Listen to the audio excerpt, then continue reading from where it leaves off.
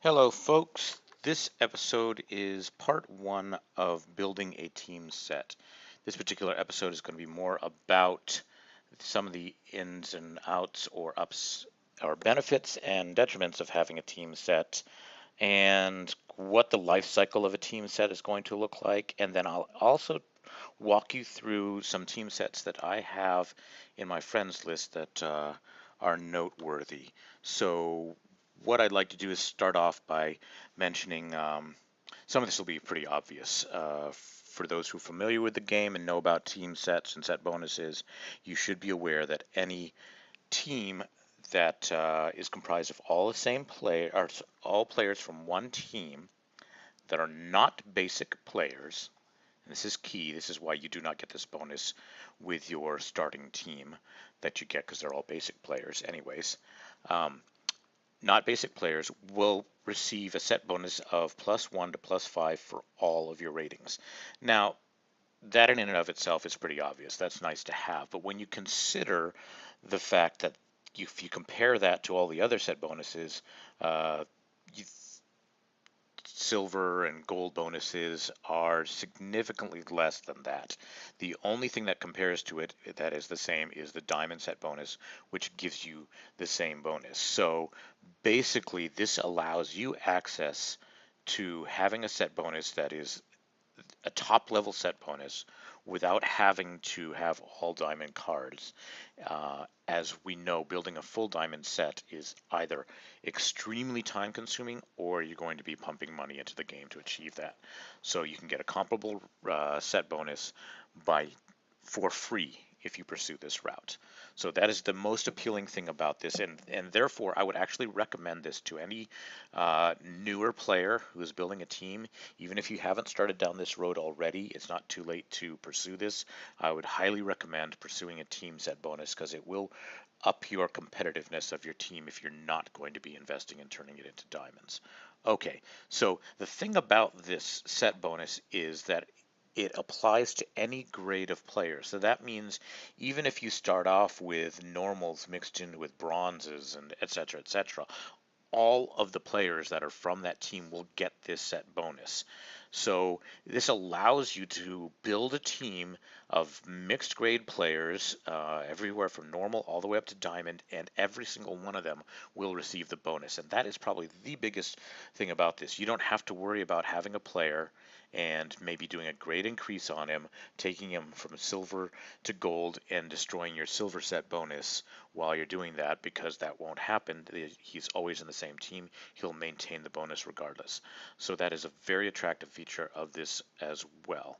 Um, okay, so the last thing about this is building a team set with this team set bonus is not going to prohibit you from having other set bonuses such as your silver or gold or diamond grade bonuses as well. So you can get the two together. And the top players, what they try to do, or some of them try to do, the ones that are maintaining pure teams, is they will take this set bonus and they will stack it with the diamond set bonus for a total of +10 to all ratings for all of their players, which allows a player that might be subpar to actually be comparable to one that is 5 OVR higher than what he was.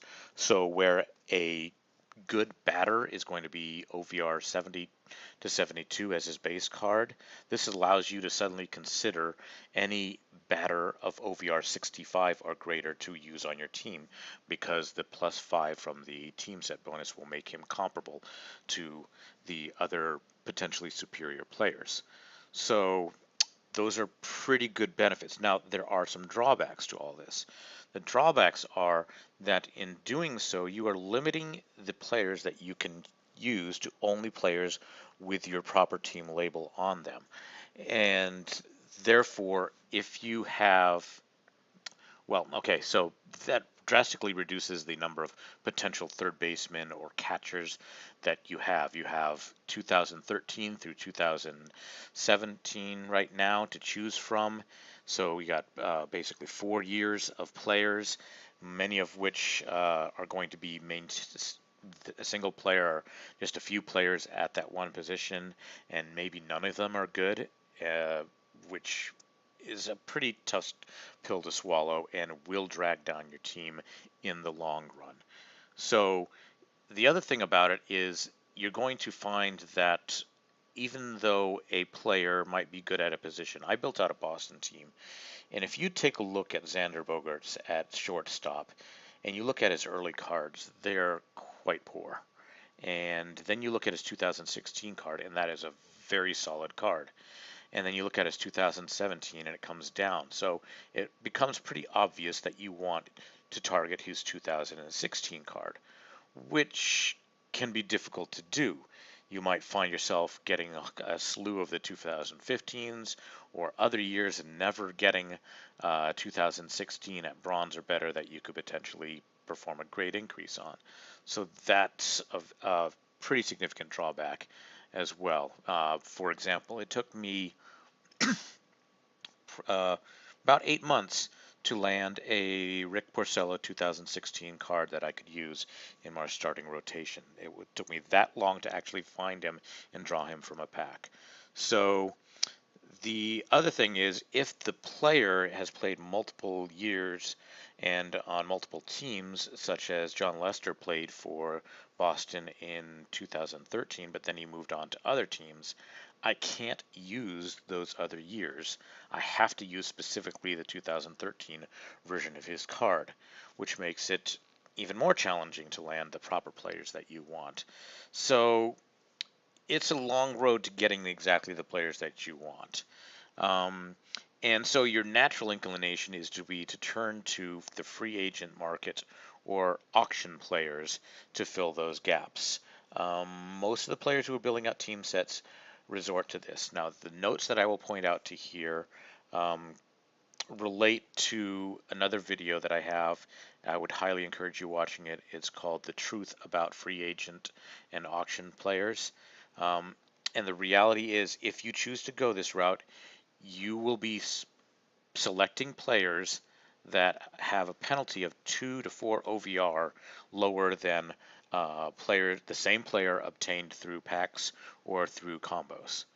So accept the fact that it's going to be a slightly lower grade, not grade, but OVR player. And the other thing is, gold players from the auction house also suffer this.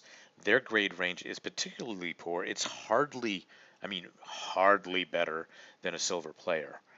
And so, if you are a free player, you won't have the option to take them to a diamond because those tickets cost money.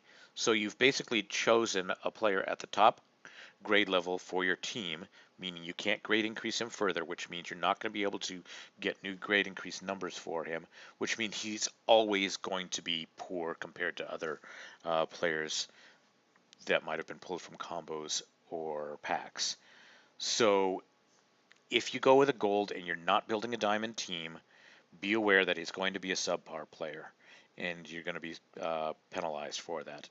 If you are building a diamond team, then the gold players in the auction house are actually a reasonable route to go, accepting the fact that you're going to have to pump money into them to turn them into a diamond. However, the diamonds are never going to be increased higher than that, and they will always have that penalty as well. So all that summed up is just know what you're getting into if you're going to invest in free agent or auction players.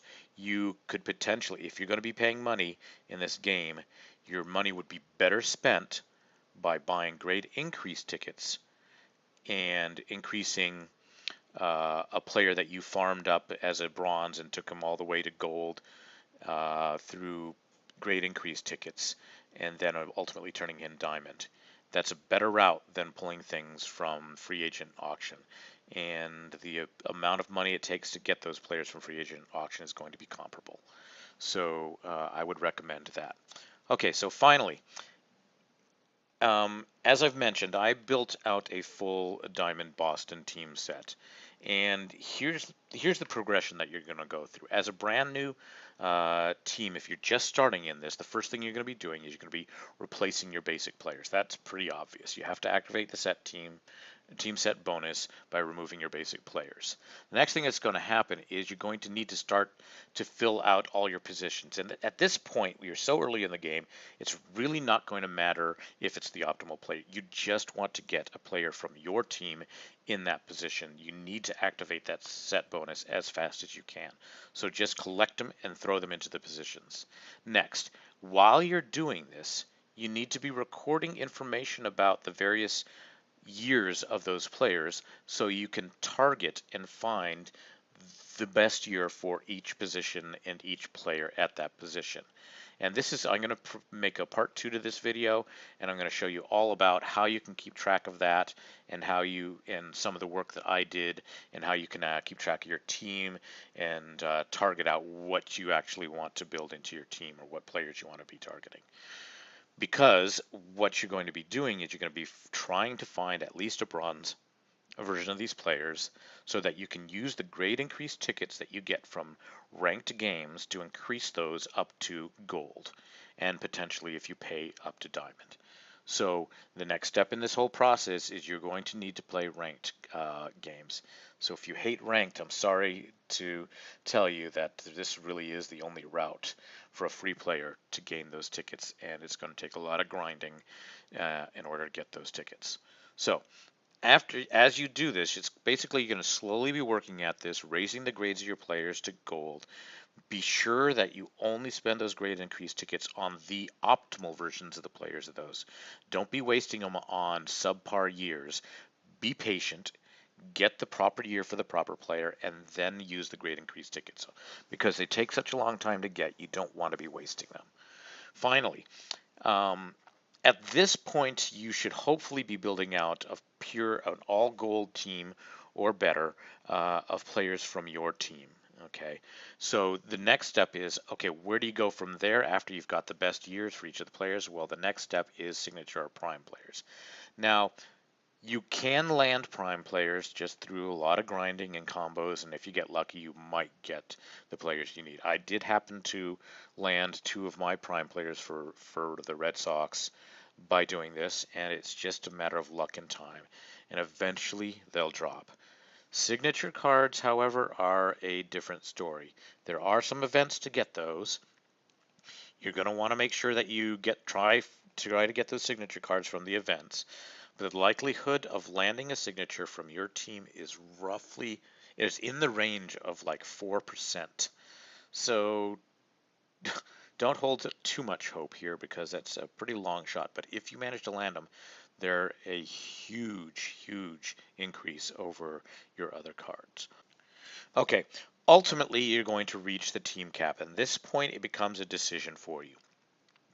If you want to continue to improve your team, what you're going to find is you will only be able to take it so far with a pure team set.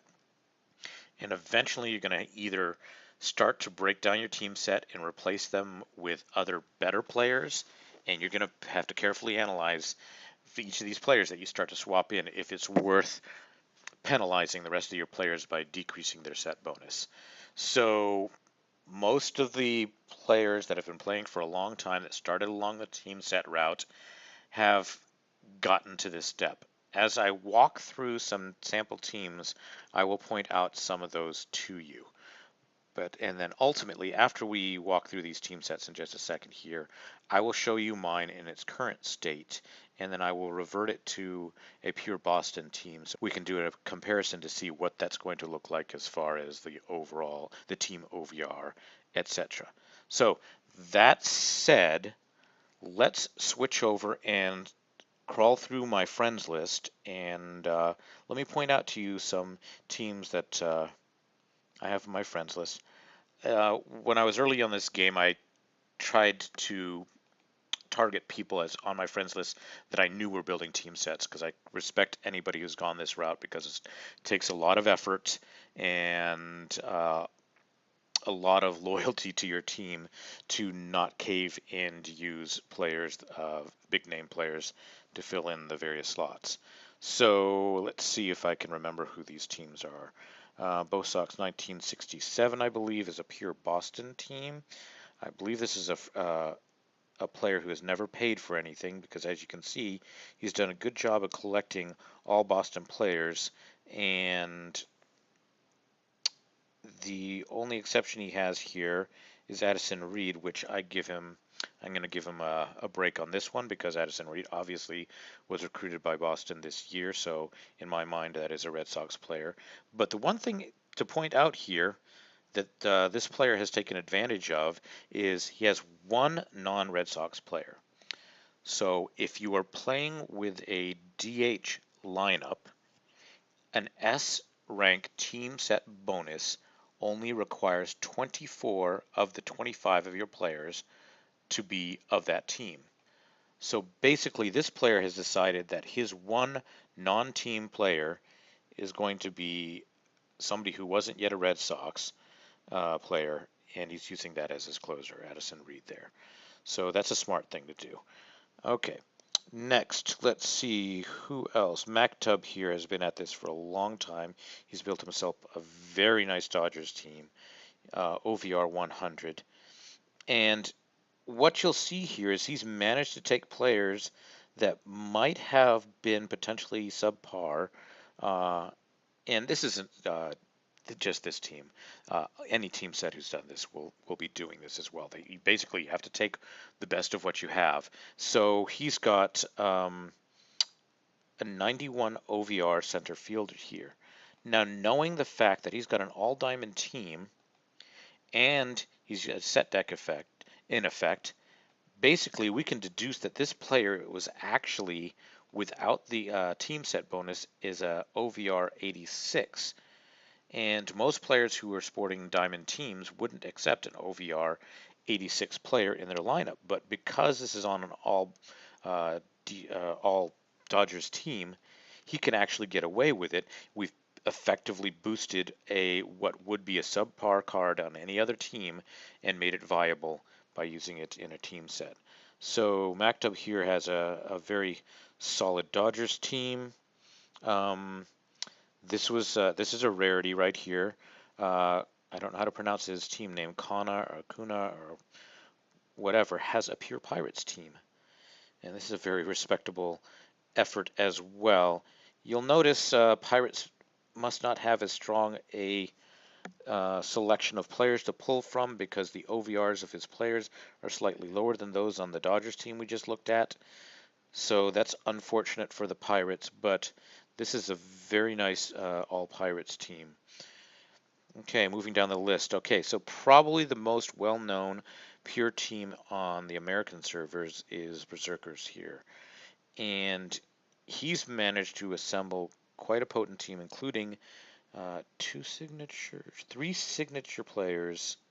I believe there's a prime in there somewhere. Maybe not. Three signature players on an all St. Louis team. So that's pretty respectable. And if we look at the OVRs of his starting players, we're going to see a 99, 95. 95 OVR is the lowest on his team.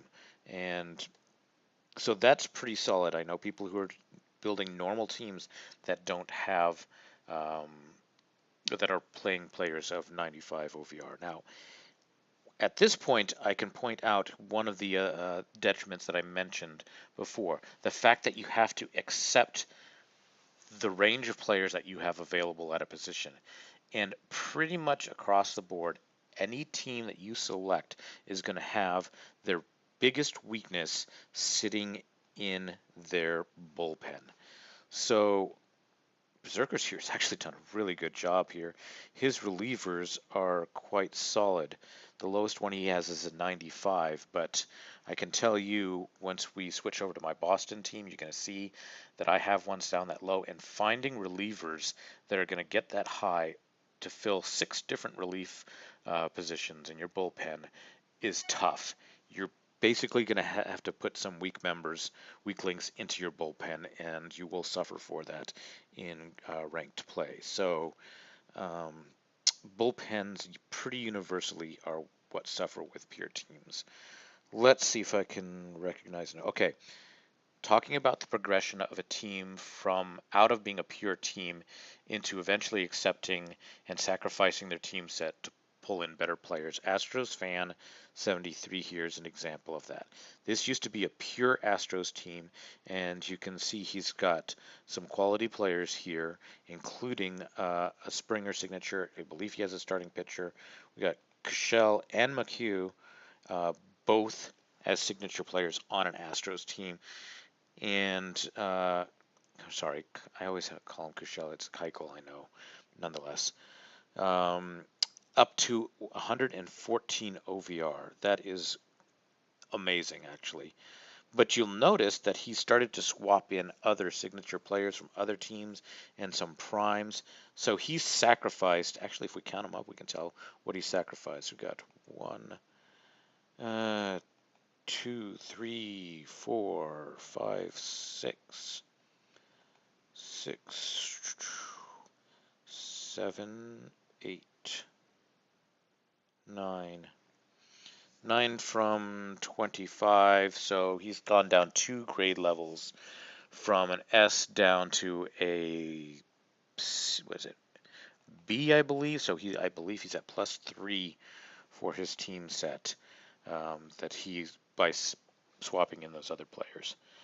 So that's an example of that. Any other ones to point out here before we move on?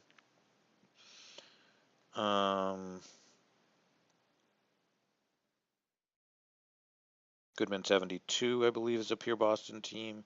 He's a mostly Boston team. He's done a pretty good job building a mostly Boston team, but he's sacrificed a few of his positions to get some other ones. Aubrey here is a great example. She used to have a pure Cubs team, and then she got so frustrated with her batting that she actually went and comboed away all of her batters and started from scratch with her batters again, and now has a mixed team. So that was an interesting episode to watch. Okay. Wow, Mr. Bubble's up to 107.2. I think that's it for our little tour here. So now let's jump into mine and see what kind of sacrifices I have to make. So notice up here in just a second, it's going to tell me Boston C. That's my current bonus. OVR 103.8. That's what I can get with my mixed team. You can see I've got a variety of primes and signatures in here,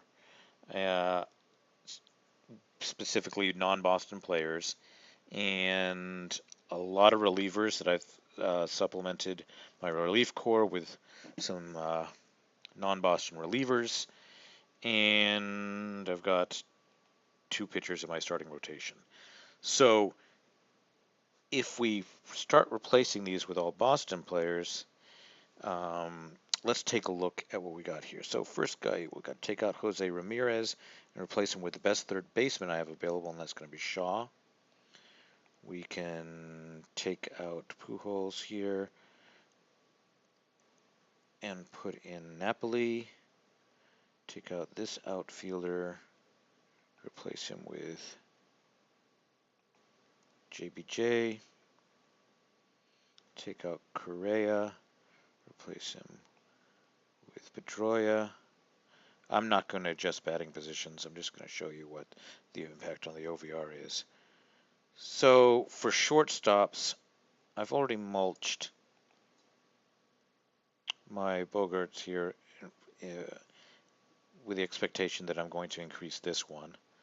So he's going to be my one non-diamond to maintain my diamond set bonus. I'll throw him in there. Actually, we can see how his grade rating, or sorry, his team sets apply to him. Okay, last position to switch out is my catcher. We're going to go with Saltamakia here. Switching players. Now I got to make sure my bench is filled with Boston players. Let's organize these by ability level. Going back over here. Highest Boston player available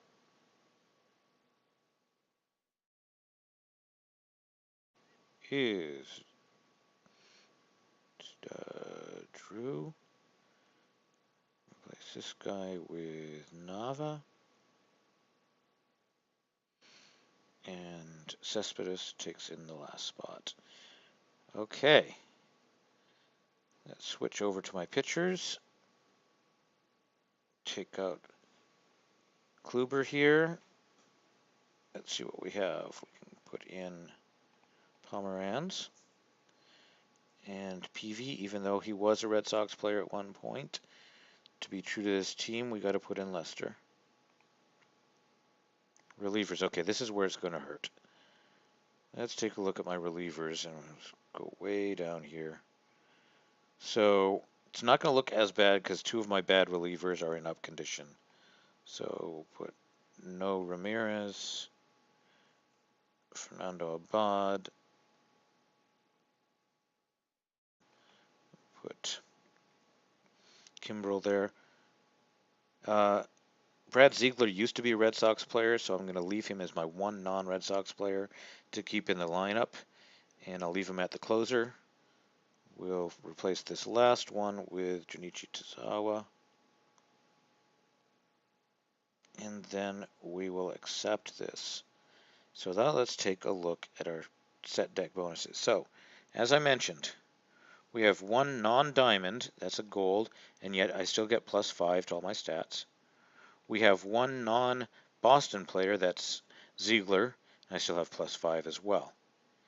Watching up to my ratings, Boston S at the top, OVR 103.7.